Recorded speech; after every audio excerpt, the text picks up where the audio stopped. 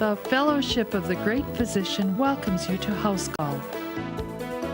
Our hosts today are doctors of chiropractic, Dr. Gerald Lala and Dr. Richard Jensen, who is also a board-certified acupuncturist, practice independently in North Oaks, Minnesota.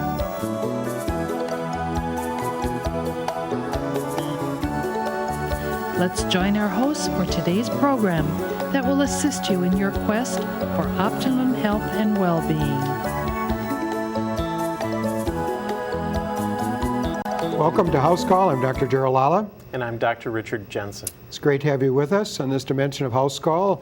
Today we're going to be talking about food supplements in you, and we're going to begin our discussion of food supplements in you with a discussion of talking about fat, not necessarily obesity, but about the dimension of fat. And Dr. Jensen is going to discuss that now.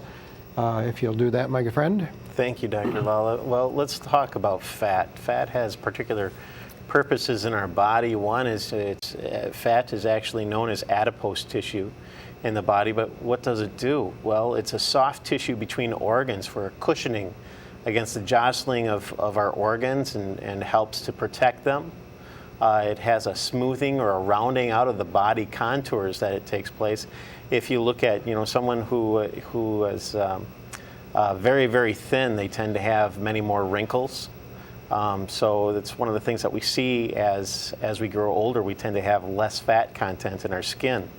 And so you see where people will have injections of fat in particular areas for a more youthful appearance.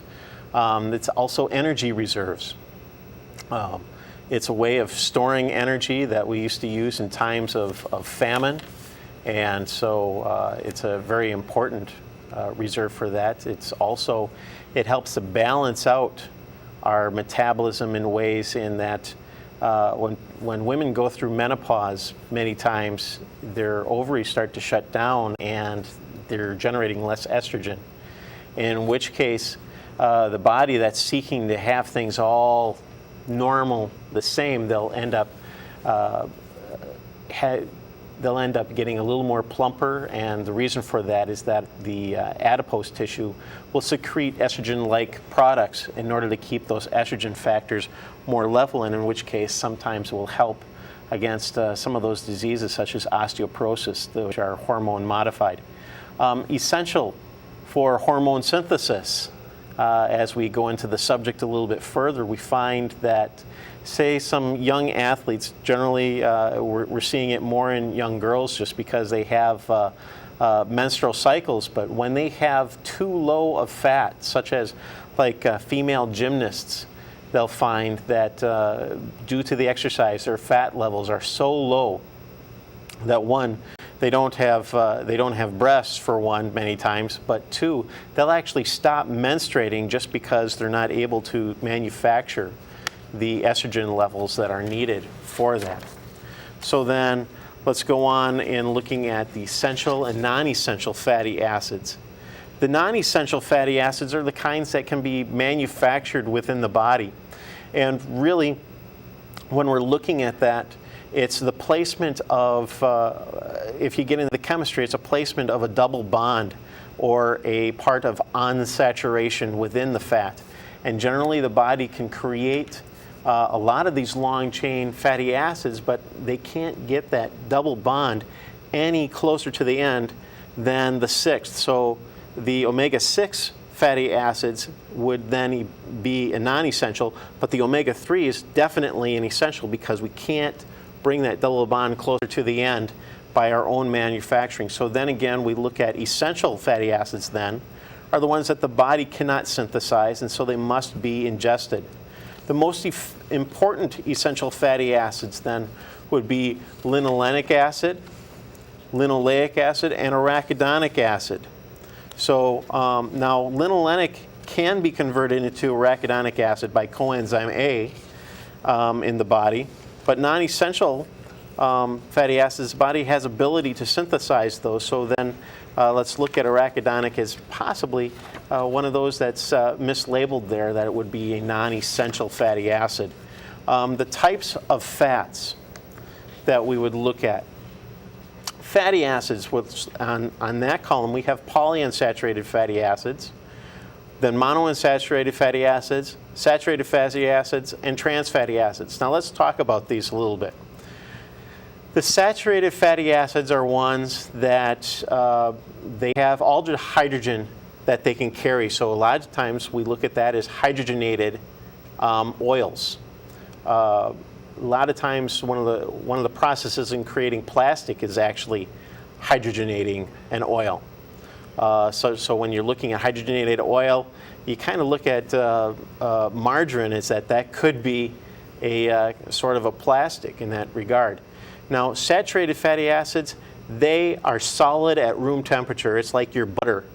It's an organic created saturated fatty acid, but it stays solid at room temperature.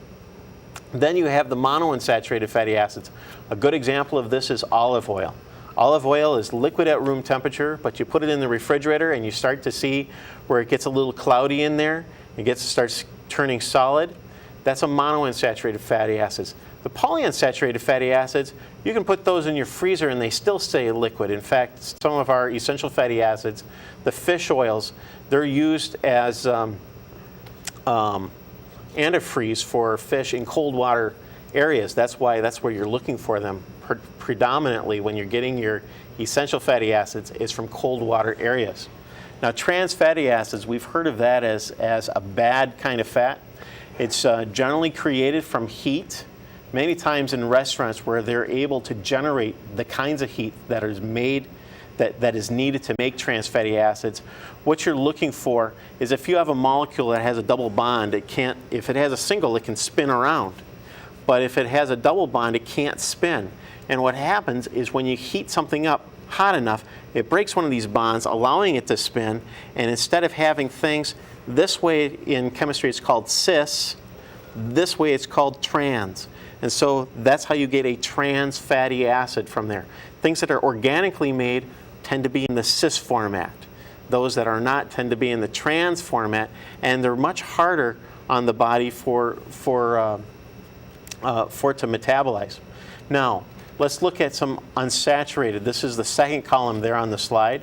There's palmitoleic acid, oleic acid, linolenic acid, arachidonic acid, and eicosapentaenoic acid are part of that. So when you're looking at some of these fats, you want to look at with the eicosapentaenoic acid, that's one of the fish oils. Arachidonic acid can certainly be made from eicosapentaenoic acid, but eicosapentaenoic acid helps against inflammation. Let's look at more of this distinction in here with the omega-3s and omega-6 fatty acids. The omega-3 fatty acids are flexible and important for neurological development, for metabolism of glucose, and handling ongoing inflammation. And they do that because of their fluidity. It makes it so that the outside cells, it goes down into the cellular level in your body that is looking for that fluidity of the cell. It's one of those things that inside the cell membranes of all of our cells, we have proteins, and they're kind of like the locks, and you have hormones and other messengers that are the keys. Well, if the membrane is too solid, it will bend this a little bit bend it into some kind of contortion so that the key doesn't quite fit in there. When you use omega-3 fatty acids, it helps keep that fluid, the locks stay just right, and so it makes you more sensitive to things like insulin. That's why it's talking about the glucose metabolism, that it helps with that. Omega-6 fatty acids are very sturdy and they're slow in action. They're important in the storage of fats, the rigidity of the cell walls. So you look at the difference between omega-3 and omega-6, fluid walls, rigid walls with the 3 to 6. They help with blood clotting, where omega-3s help your blood stay a little bit thinner, more slippery, and the initial response to inflammation. Omega-6 fatty acids are important, and you should have them in your diet. They help with the inflammation, whereas the omega-3s help stop ongoing inflammation. Now, how about melatonin, Dr. Lala? Melatonin, it is, in our previous program, we discussed some of the potential adverse reactions to taking food supplements or nutraceuticals. and how there's a growing percentage of people who are getting sick from food supplements as well as dying from supplements. And another one of these that has become on the screen is melatonin. Melatonin is a neurotransmitter. There were 535 hospitalizations and 4 deaths reported from taking melatonin. What is a neurotransmitter? We're going to discuss that a little bit more. But neurotransmitters are the chemicals, they're proteins, and they're chemicals that cause the nerve energy to react from one nerve to the next. It's like a spark. And so we think of them, many types of neurotransmitters. Now let's talk a little bit about adverse reactions to homeopathic remedies. There were 7,000, and this is in 2005, 7,049 reported adverse reactions of people taking homeopathic remedies, 2 deaths, 564 hospitalizations. Now, of particular interest here, if pregnant and nursing women should never take homeopathic remedies. They should never take the oil of essence or botanicals without first consulting with their physician. This is very serious business. Homeopathic formulas, let's talk a little bit more about them. They come into the following categories: germane, antigen, flower essence, endocrine, and acupuncture. And as natural health care physicians, certainly we use a lot of homeopathic remedies. People come to us for consulting with reference to using homeopathic remedies, and Dr. Jensen, being board certified in acupuncture, certainly uses quite a few of the acupuncture homeopathic remedies. Now, there are reported millions of adverse reactions between drugs and food supplements. Why is this? It's due to self-prescribing, prescribed by nutritionists, chiropractors, homeopaths, and multi-level marketing distributors. And what is the reason? It's because they are in improper ratios of agreements. Now, let's discuss that a little further.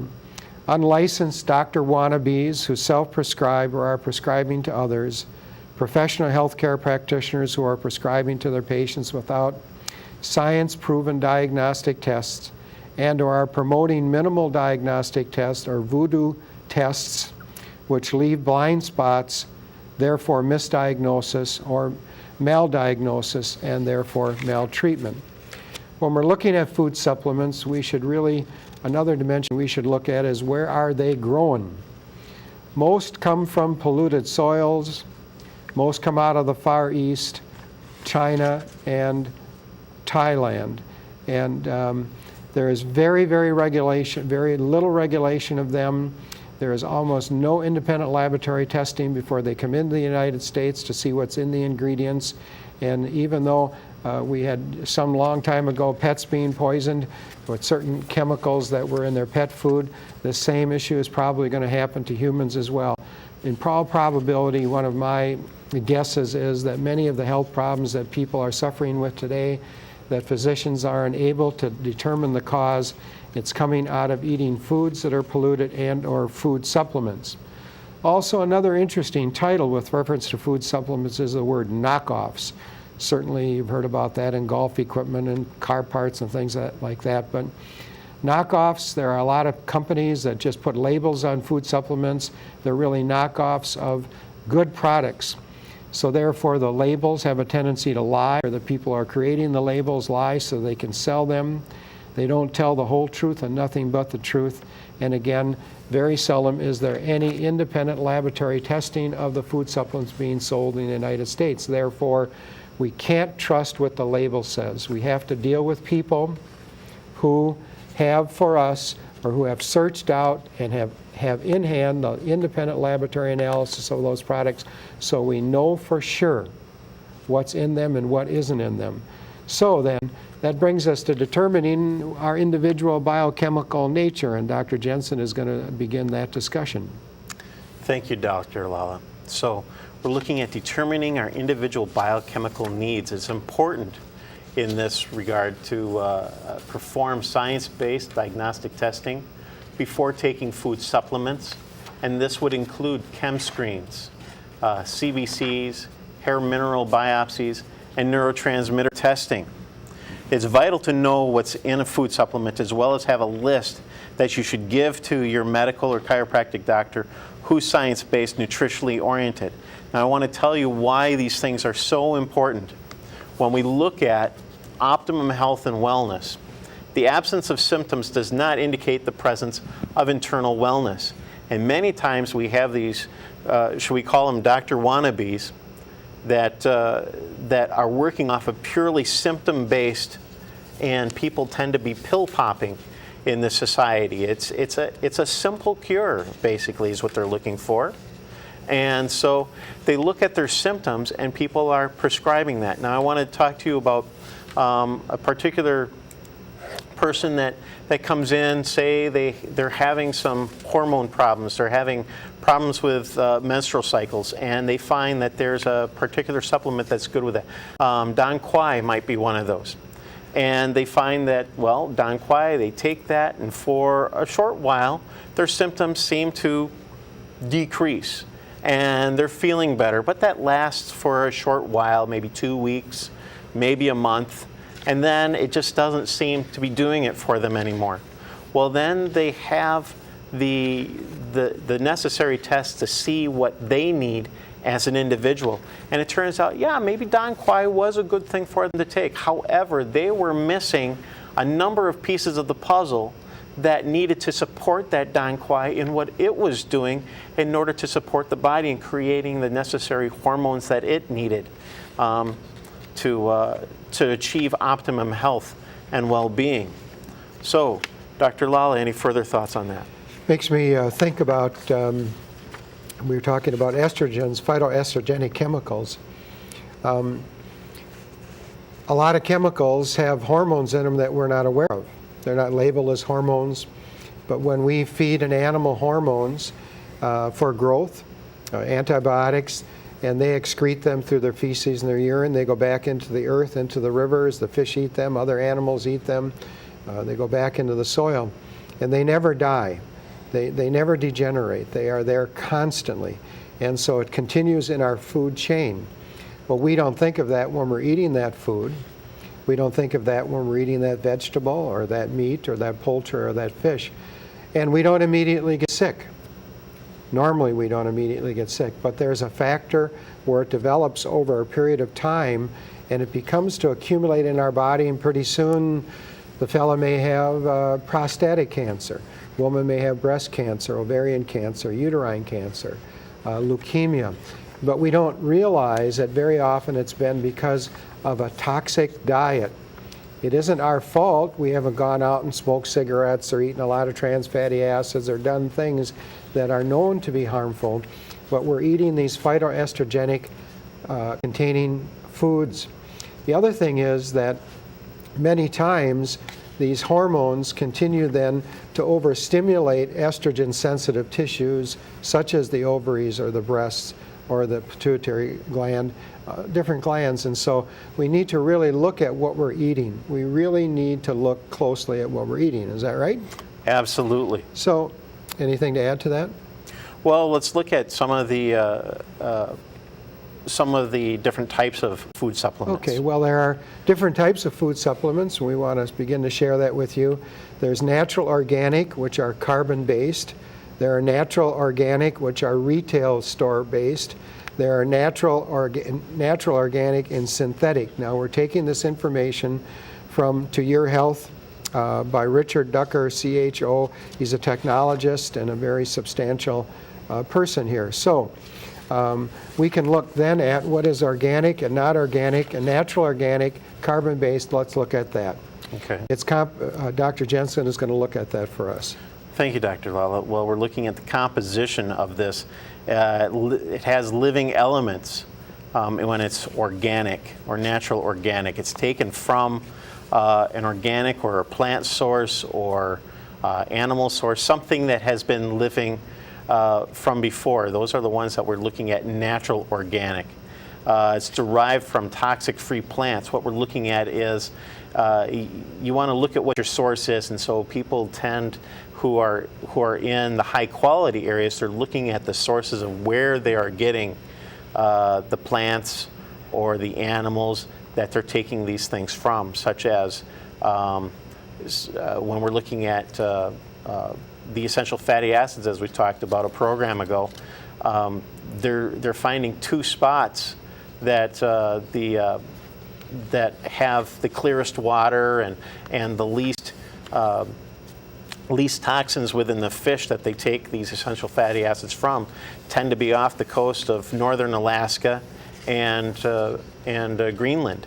And so they're finding that those are the areas that they focus on getting those fish for those types of supplements. Absorbability, when it comes from a living organism, its absorbability tends to be excellent because it's due to that it's made by something living. It's the chemical process that are made when we were talking about cis and trans, that can occur in a laboratory. But when it's in a living mechanism, we put things together very specifically. Living organisms are very specific as to what it makes for itself. There used to be some drugs that were made that when they first made them, they found that there was a left and a right-handed chemical that was made. And they found that when they made them, they thought there was nothing wrong. But when people started taking them, they found that this drug caused birth defects. And what they found is that they had to actually separate one from the other, get rid of one because that was causing the birth defects, and the other one was the one that was doing the best reactivity. Preservatives in living objects, there are none. There are none. In fact, when we die, we start to degenerate right then and there. Processing, we tend to want it as cold so that it's not being denatured by the heat. Molecular size. There's ultra microscopic. What they want to do is they filter these things through molecular sizes just to make sure that you're getting the right chemical compounds. And the effect is generally excellent when it comes from a natural organic source. Perhaps what we should do is take a minute and say what we're talking about here is types of food supplements. And most people are not aware of this, that there are natural organic that are carbon-based. 2, there are natural organic sold in health food stores. Very seldom will you find in health food stores natural organic carbon-based. It's usually nutritionists, chiropractors who are nutritionally oriented who are going to be selling natural organic or distributing natural organic carbon-based. Then there's natural organic, and then there's synthetic. And then now Dr. Jensen is going to continue further on this subject. Thank you, Dr. Lala. So we're looking at natural versus fortified. The natural generally comes from life or alive sources. They're harvested, whereas fortified generally comes from a lab. There's bioavailability. If it comes from a live source or a harvested source, it's bioactive. It was in a biological system to begin with, whereas when it comes from a lab, not so. Bioactivity is increased because of that. And fortified, the bioactivity is very low.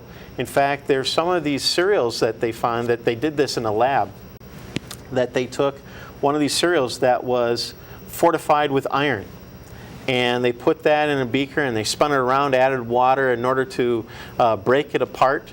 And then when they were through, they took a magnet and brought that underneath, and it brought all these iron filings to the side. In fact, what they were doing was they were fortifying it with iron filings. Yes, you will absorb some of that iron. You'll absorb some of that iron, but it's not as bioactive as something that comes from a natural source or what has been harvested. Also, you're looking at things that are natural, chelated, or organic. The things that you're looking at is how bioavailable they are, whether they have to be linked to a protein or not, which is usually taking place in a biological process. So then let's look at natural, organic, non-carbon based.